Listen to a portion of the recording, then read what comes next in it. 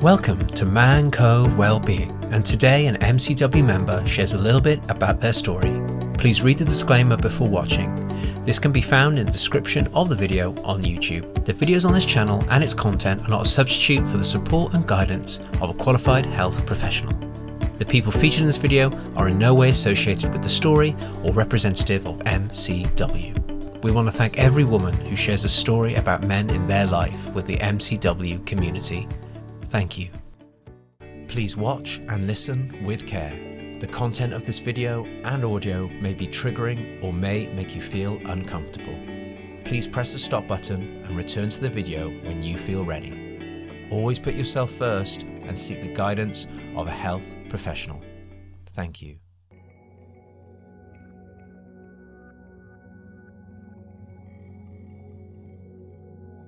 My brother is my best friend. Born 2 years before me, he was my first joyful and secure attachment.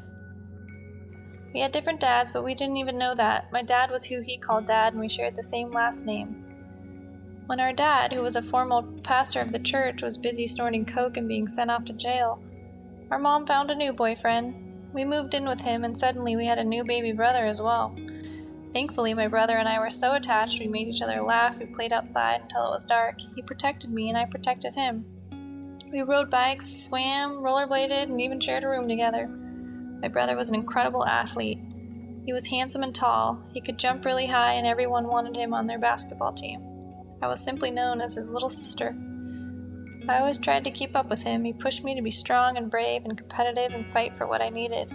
If he couldn't do it, I would step in and figure it out. Our codependency started very early. We were all we had. Our new stepdad never played with us. He was a workaholic and yelled all the time. He was angry at my mother for spending all of his money. He would punch holes in the walls and break and throw things at my mom. Many times she would pack us up in the car and take us to see relatives for a short while, until we would return home to the same chaos and anger. One day a man came to visit us. We were told that he was my brother's dad and my brother and I would go visit him. We had fun, but it seemed a bit strange. He was nice enough, a little strict, but at least we had each other to make sure we were still okay. We returned back to home as life per usual. However, our mother started seeing another man. She would take us to his house, send us to the walk-in closet while we could hear them having sex. Soon they were seeing each other more and more. She would tell us to lie to our angry stepdad, not to mention the new man's name. Then one day, my big brother's dad came back. He visited with a fancy yellow dirt bike and told my brother that he would teach him how to ride it at his house during the summer. My brother never came home after that. He was 11 and I was 9. Suddenly, my mom and baby brother and I were moving in with her new boyfriend.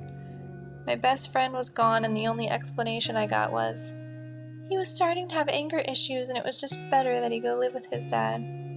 I was lost. I had my own friends, but it just wasn't the same. I started smoking pot and just never wanted to be home. I talked to my brother sometimes on the phone. He was not doing good. He was sad and we missed each other a lot. My mom seemed as if life was going on just fine, married and pregnant now with her 4th child from this new man. I just really wanted nothing to do with any of it. She kept herself busy by getting more and more animals. Suddenly, the chaos of a bipolar stepfather, another baby brother, and over 100 farm animals really made me feel insignificant and completely disorganized. At age 12, I decided to go move with my dad, who had a girlfriend and told me she would take care of me. Since my dad was okay with me smoking pot, I made friends quickly who all loved to come to my house. My stepmom worked all day, which was the opposite of my stay-at-home mom. My dad was a stay-at-home dad attempting to work by putting church sermons on the internet and selling them. I also had 2 more little brothers that were at this house. I don't even want to know how young they were when they started smoking pot and taking pills. Just 13 years old now, I was surrounded by an alcoholic and a pill addict stepmom and a dad who was also addicted to OxyContin and helping my stepmom stay out of pain.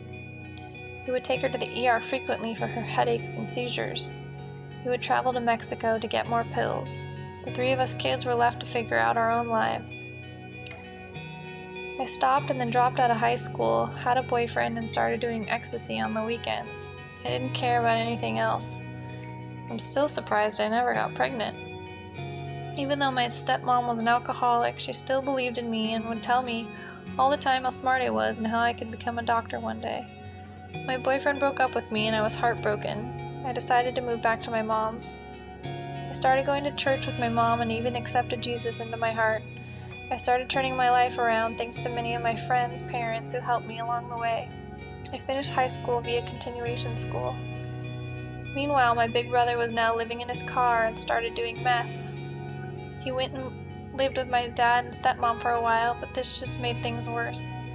He tried OxyContin and then heroin, and my stepmom soon became a heroin addict. Since I lived with my mom again, I had a new faith, and I believed we could rescue my brother and bring him home. He just needed to be home and to know he was loved. My mom said okay. He came home, got a job, started working out a lot, but was drinking and doing whatever prescription pills he could take. I got married at 20 to a youth pastor thinking this would make my life normal. My new marriage was met with my challenges of not dealing with my past. I brought my brother to the apartment complex we lived in and tried to help him. I could still try and get him off pills. Meanwhile, as I was going through nursing school, my stepmom died of a multi-system organ failure secondary to all the drugs she was on. My dad was totally lost. He and one of my little brothers moved to be closer to all of us, but he was extremely unhealthy, still smoking pot and taking OxyContin for pain. My mom hired my dad to help him get a side job, turned into lying, stealing, and more chaos. I was now an ER nurse and I could be on the front lines of saving lives. I could be ready if an OD came in. I wanted to know what to do and have some control of chaos. After 5 years, I left my youth pastor husband and I married an ER doctor. I didn't let my dad walk me down the aisle because he had stolen from me and also tried to get my husband and I fired from our jobs at the hospital for saying we violated his privacy while he was sick in our ICU. All we tried to do was help. I tried very hard to pretend like my outside world wasn't affecting me and I could handle it. I got pregnant with our first son and refused to let my dad meet him. He was devastated and apologized. I never responded. I was angry and hurt and was trying to move on and didn't trust him. A month later, I got a text from him telling me he wouldn't be around much longer. His world was becoming very small. All he had was a few friends and one of my brothers. Not much time later, we got a phone call that he was found dead in his room. The death certificate says heart attack. I say otherwise, but I didn't want to do an autopsy. I already knew. Once my son was born, I went into a deep depression. I remember holding him while he was screaming and I was bawling because even though being a mother was so hard, I just really couldn't understand why my mom had sent her own son away. I was angry. My big brother was getting worse and worse. He was living in his car, and this time I really couldn't do anything but show up and check on him and let him know I loved him no matter what. I apologized for him being sent away. I had survivor's guilt and wanted him to know he was loved and wasn't worthless like my mom made him feel. He told me about how his dad would leave him alone for a week at a time while he would go work in another town. My brother was left to feed himself, get himself to school via the bus. He said he had a few friends, but it was horrible. His dad was so strict he wasn't allowed to walk on the carpet with socks on because he didn't want lint on the carpet. He had no TV and barely any dial-up internet. He started playing basketball and eventually made some friends. He ended up becoming the basketball star at his school, but once high school ended, his dad kicked him out because he didn't want to go to college. He said his dad made him feel like he could never do anything right.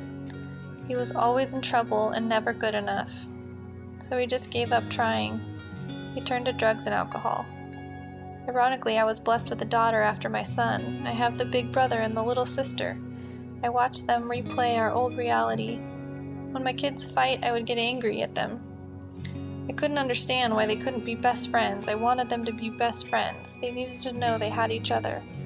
My brother is still around. I check on him. I've gone through phases of allowing him to live with me, moving his stuff from place in storage, giving him money, bought him a car, taking him to doctor's appointments, helping him get out of tickets and court fees. I created a successful business, telling myself and my brother I would buy him a house one day. However, once I finally realized my own addiction of wanting to save him and doing everything within me to convince him he was loved, I finally had to let go. I asked him to go to rehab, and he said no.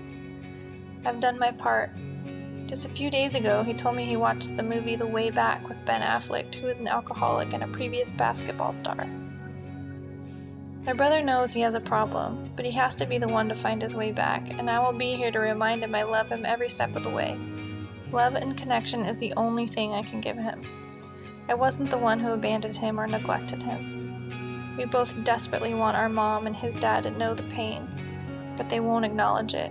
We can't blame them. We must move on and not let them win. It's not easy, and it breaks my heart to watch him destroy himself and live in the past. Unlike my dad, my brother will know I love him until the day he dies.